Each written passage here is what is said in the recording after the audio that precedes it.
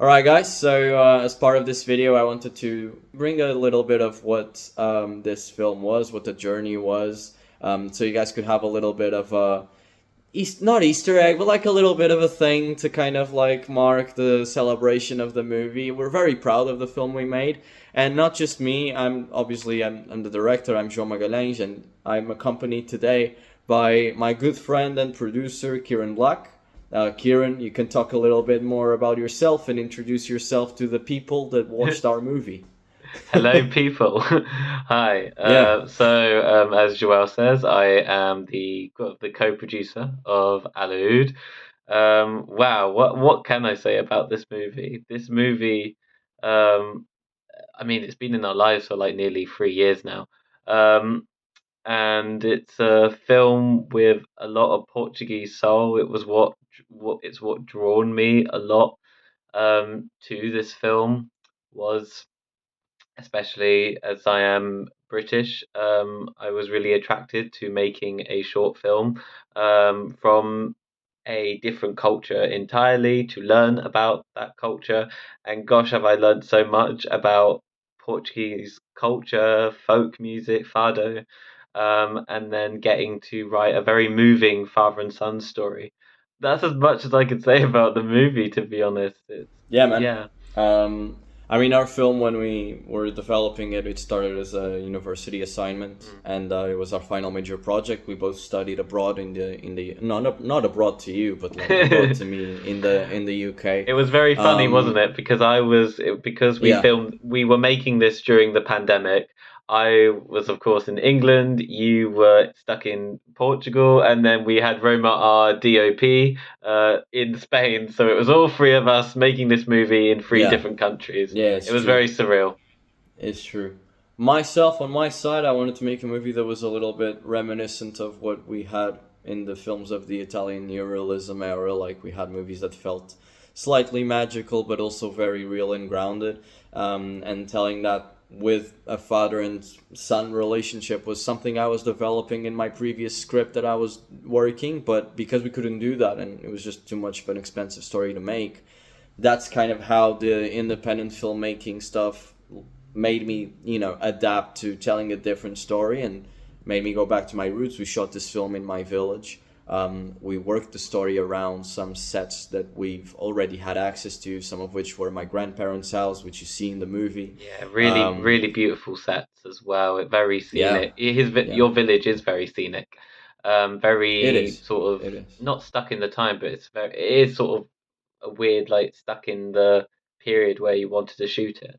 So, Yeah, and also like everyone around that place I grew up with, and they were very open to the idea of us filming a movie there. They helped us so much. They closed the roads for us. They've mm, gotten us various amounts of extras. We worked alongside their ranch community so that they could be a part of the opening of the movie, which you can see in the film now, yeah, alongside other partner villages that lended us their band as well, and it was lovely to work with them, develop the yeah, songs with them. So it was very, as a director, it was really nice to kind of like get together with the community, develop the characters in a sense with them, develop the music, and get to have access to those spaces on a daily basis was very helpful when crafting the film. yeah, Even though we were all separated, and it did make it yeah. hard sometimes to kind of like deal with the logistics of everything. We just had to adapt to it. I mean, we raised our funds through a crowdfunding campaign, and that was another challenge on its own. Absolutely, it Um, was. I mean, this film would not have been made if it wasn't for everyone's generosity of supporting and fun of giving their own money, especially during the worst pandemic as well. yeah, And we were yeah, doing the crowdfunding during Christmas as well, so I don't suppose anybody had that much money at the time. So we our film would not have been made without you guys essentially, everyone that funded the movie. And I'll just add particularly the band and the village, locals over there. One of my favorite scenes in Alaoud is the opening sequence. When we were shooting it, I was standing by my the first AD, and we had a little heart to heart, and we had a hug because we were listening. We were sort of just watching the band playing, the locals dressed in the traditional Portuguese attire, the red, everyone's in like their red cloaks, and I'm just watching this with my AD, and we're sort of just having a little cry because it's so emotional, and it was just, as a producer, it was very surreal because I'd seen this project from the start of the script, giving feedback, and to just see initially that scene that Oh quite, yeah. I yeah. mean, I remember, to me it touched me more the night before we made a Mm. rehearsal, and it was actually quite nice because obviously during the day we shot that moment, my grandfather wasn't at the house, but the day before he was actually there, and you got to see it Ah, being yeah. rehearsed and everything. It was really, really beautiful. One of the things that I loved the most about the making of the movie was pre-production, because our film got delayed many times, but that also allowed for us to take time with the castings, properly doing rehearsing, which is something that you guys will be able to hear a bit more about when the cast comes in the video. But I love working, for instance, with Sarah, our art director, because we got the time to properly develop the set design, go to different places, go to different shops, hunt for those props, and have loads of sit downs and discussions in person that I thought were really helpful. And not just with her, but with Miguel that did sound, and everybody else. I think it was a really lovely process where I could feel that people were really invested in making something they were proud of. Absolutely. I mean, that was one of the great assets of you as a director. What I saw on set was that, well, firstly, you were the most calmest on set, bearing in mind you were the director and obviously everyone else working very hard. Um, but it was your openness with everybody and just being everybody from the runner to your AD. You just asked constantly for feedback and just asking people, "Oh, how's this shot? What would you say?" And it was so nice, like to see that transparency come through on set because then that made everybody trust you more, and gain more confidence with your ideas and your vision as the director. It Yeah, the team could see that, and everybody like stayed at ease.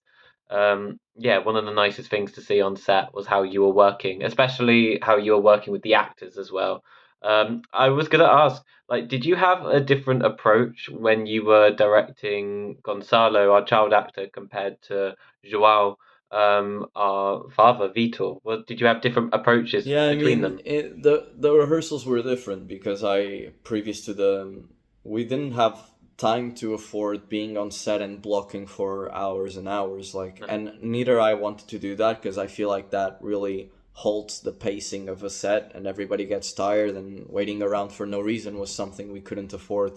So luckily, the cast we hired were amazingly dedicated, and you'll hear more about this soon. But like they came for rehearsals. We got to meet each other for months, and whilst it wasn't that many rehearsals, we got to meet at least, like with Gonçalo, with me at least once a week. Mm. And It was really interesting because with Gonçalo, obviously, like I tried to approach it with games instead of scenes. So we did those so that we could get to the sense of what the actual scene feeling was.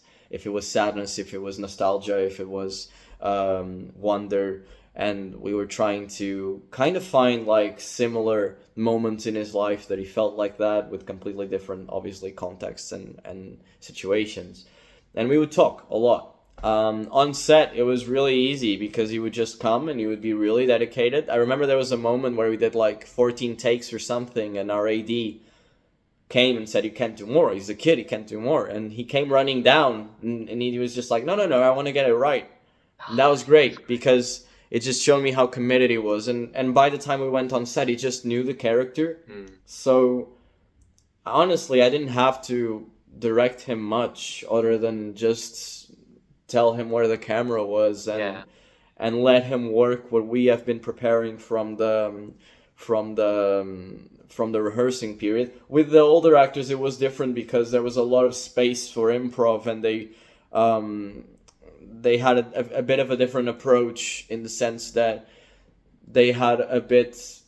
They obviously had a bigger portfolio by then, and our child actor Gonçalo, he also has a big portfolio. He's Mm. doing spectacles and theater and everything, and that's part of the reason why he's so professional and committed.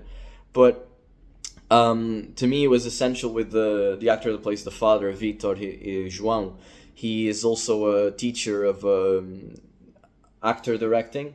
So that was really great because he didn't really need loads of explanation. I would talk to him when we talked at length about the character, and he knew what I wanted. And then in terms of the scenes, we went to the locations together. So when you're making an independent movie, if you have the luxury to spend some time with your actors before, it's really gonna kill those moments on set where you're basically waiting around trying to blocking a scene, when in reality, if you don't have the money, you also can't afford to spend all of that time. And that's why the casting process was long, like especially for the child actors, because for a while I couldn't find anyone I was really comfortable with until we found Gonçalo, because I remember we had two really good auditions, but one of the kids I couldn't really reach to.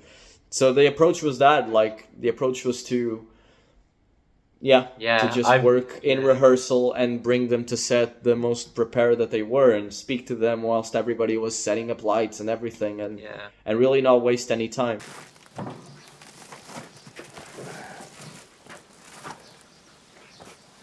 Cheira bem, não é? Nem por isso. Temos de levar isto lá para baixo? Sim. Vai fechar o portão e traz o carrinho.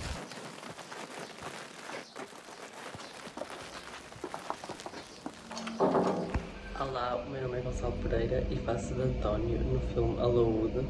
Eu tenho a dizer que a minha experiência a fazer este filme foi muito boa e muito enriquecedora, uma vez que eu consegui aprender muito. Nunca tinha feito nada do género e eu achei muito interessante ver todo o processo de construção e criação do filme, desde os ensaios até gravarmos as próprias cenas. Eu também gostei muito de conhecer os atores com que participei e de conhecer também a cidade onde foi gravado o filme e perceber como é que eram as coisas na altura e perceber mais sobre a minha personagem. Também gostei muito da maneira como a equipa do filme trabalhava, foi muito interessante de ver. A minha reação a ver o filme um tempo depois dele ter sido filmado foi muito... senti-me muito surpreendido, não tinha ideia que o filme tinha ficado daquela forma e eu gostei imenso de ver como é que eu tinha ficado nas câmaras. Hoje em dia eu continuo a estudar teatro musical e continuo a estudar dança. É isso, obrigado. Ok. Bom, então, sou o João Miguel Mota, sou ator basicamente em teatro, trabalho em teatro já há 26 anos, por aí mais ou menos, e pronto, tenho feito algumas coisas em audiovisual, mas não tanto como eu gostaria. Trabalho mais em teatro regularmente, dou aulas também de teatro, de interpretação, mas também dou na Católica um módulo de direção de atores. E é isso, não sei muito mais como me apresentar, basicamente é isso, sou ator. Esse foi o maior dos desafios, foi o conduzir. Aliás, quando fui ao casting, disse logo que não tinha casa de condução e continuo a não ter. E outra coisa que era tocar guitarra, que eu também não tocava guitarra, portanto pensei, tipo, acho que este casting não é propriamente para mim. Mas lembro que nós estávamos na pandemia, né? Estávamos mesmo assim no auge, e que o meu sobrinho me deu algumas aulas de guitarra, mas ainda assim não foram as suficientes, e uma amiga minha que também consegui ter a primeira no carro e assim. E o Vítor, que a gente discutiu bastante, que à partida poderia parecer um pai severo, era muito sensível. E nesse aspecto eu acho que emprestei um bocadinho também à personagem, porque considero-me uma pessoa com bastante sensibilidade. E foi engraçado jogar isso de alguém que é um homem do campo, rude, que aparentemente pode ser bruto enquanto pai, mas esconder essa subtileza, esse pormenor de ele ser uma pessoa sensível, poética até. Eu acho que ele tem um quê de poético, a questão da música. Foi muito interessante por isso. Acho que esta é a diferença do teatro para o cinema, que é conseguir trabalhar subtileza. E para um ator de teatro às vezes é um bocado difícil, porque estamos habituados a fazer tudo em macro, tudo muito grande. E no cinema não estamos tão habituados a que a coisa seja mais contida. Acho um exercício muito bom enquanto ator, de conseguir conter as coisas, não dar declaradamente, guardar algumas coisas. Não sei bem a ideia da cabeça. Quero que me faças o galinheiro, Vitor. Já te tinha pedido? Não, tá bem, eu até posso fazer o galinheiro, mas eu não consigo fazer aquilo sozinho, eu preciso de alguém que me ajude. I remember watching Gonçalo's audition tape, and it was very obvious that he was going to be, he was going to be Antonio because his audition was incredible. It blew me away. But I remember on set, as you were saying, he was so committed to the character and he understood it immediately. He was unlike any kind of 12-year-old I've ever met. Really, I remember Yeah, it was really cool. yeah, he It was really cool. I just remember like when we were on a lunch break, he just had the script and he was reading his next scene, and I was like, dude, you need a break, or can somebody tell him, please make him stop working? But he was so committed, and especially with like child actors, you have to get them on a reduced hours. They can't be working. Exactly. They It was can't be 8 working. hours. I think we had 8 hours with him. I think it must have been 7 or 8, but we had to make 7 sure or that 8, in yeah. between, after 2 or 3 hours, that he had at least a Yeah. half an hour break in between. Yeah.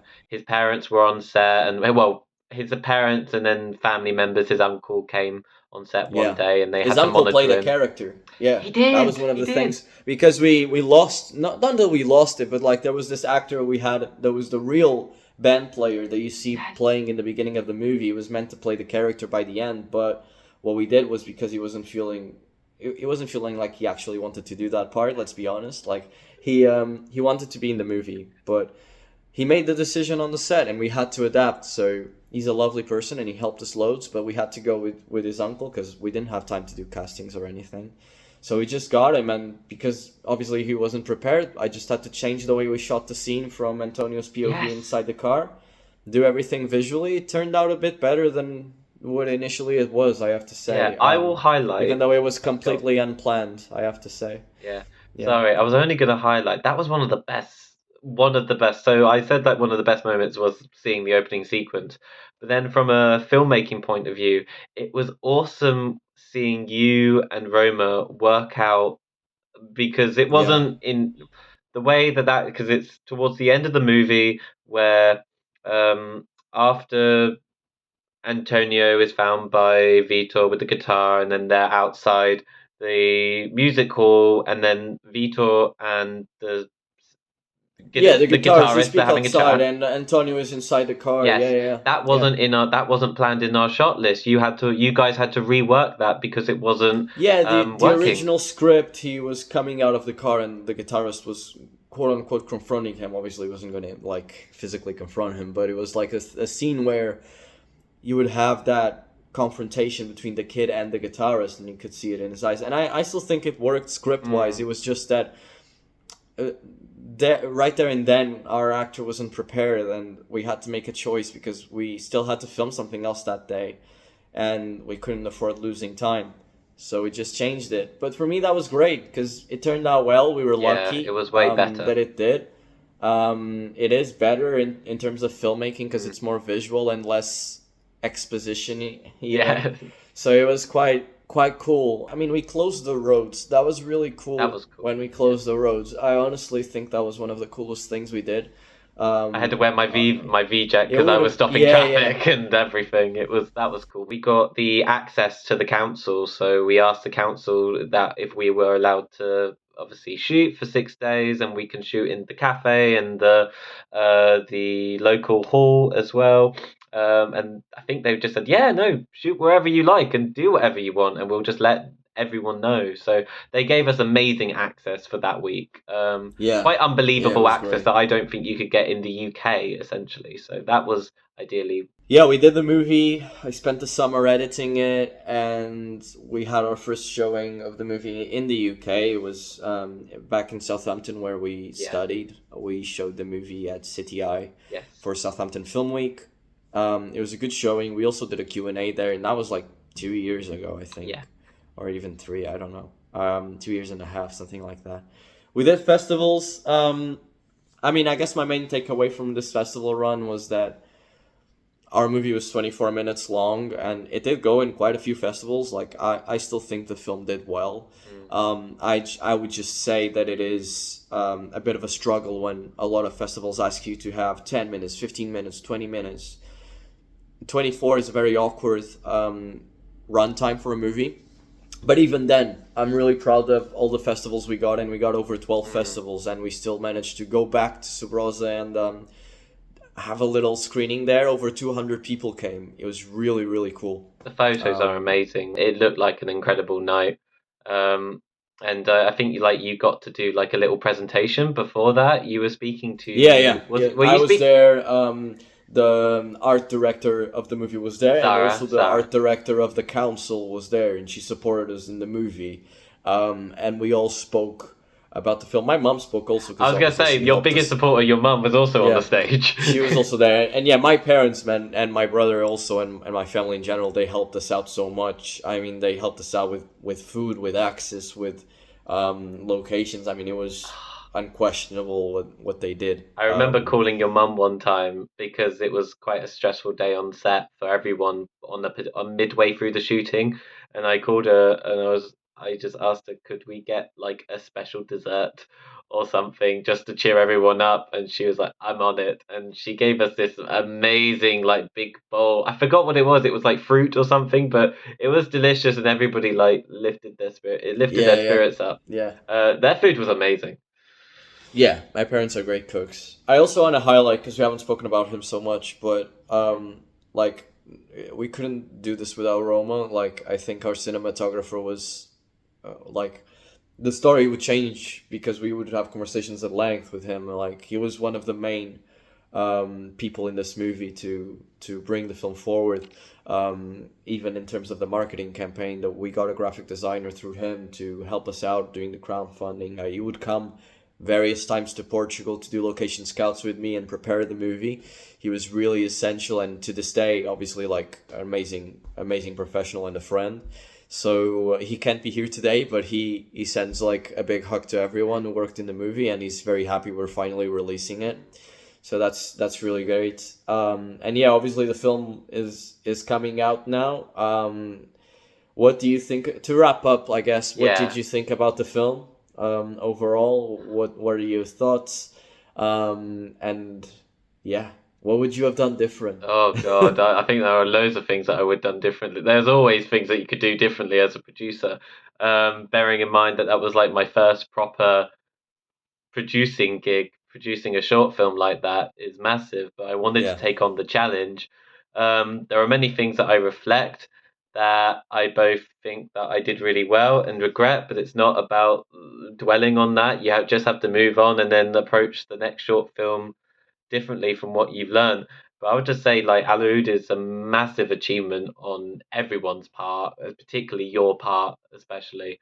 It's just the story is it's emotional, it's gripping, it's beautiful. Again, Roma created such a beautiful array of shots.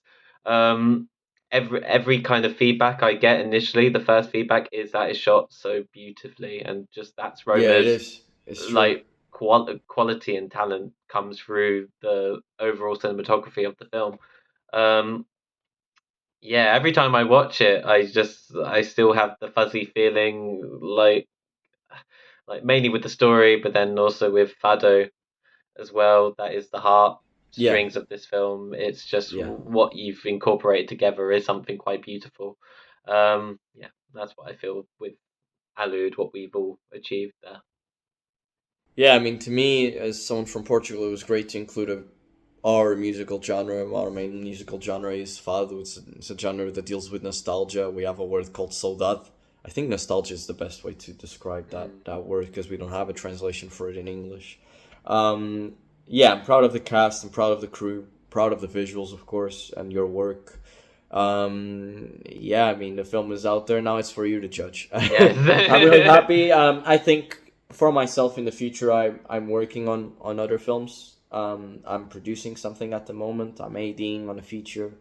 I guess that's what I've been doing, and I wrote a couple of shorts, different genres. that will hopefully train me more in Yeah. this thing of directing films. And yeah, that those are my next steps. I'm trying to get a few shorts off the ground. Not gonna say what they're about. There's no point for now. But when they're ready to make, you'll hear about Yeah. it. I have a channel now for these things, so Yes. just stay tuned. Yeah. What Link about and you, man? What are subscribe you in the working channel. on? What am I Yeah. working on? Yeah. I guess since like after Alaúde, I wanted to go in the film industry and be a PA, and then over like 2 years, like since then, I've worked on HETV. Like I've worked for Amazon. I've worked for a Netflix film. I've worked for Sony feature film, which was really cool. Um, and I valued so much the experience being on those films. But obviously, since the strikes, I haven't been able to get back in. But what I'm doing instead is actually going back to producing short films. So there are a few things that I am working on, particularly with this man right there. That yeah, um, hopefully we can make something together. Yeah. Hopefully. Yeah, Hopefully. definitely. Yeah. And then I've got a few short films as well in the pipeline in pre-production that I've submitted funding for, and then hopefully we can get those films off the ground. So next year, it's going to be a big year. Yeah. Absolutely. Yeah, man.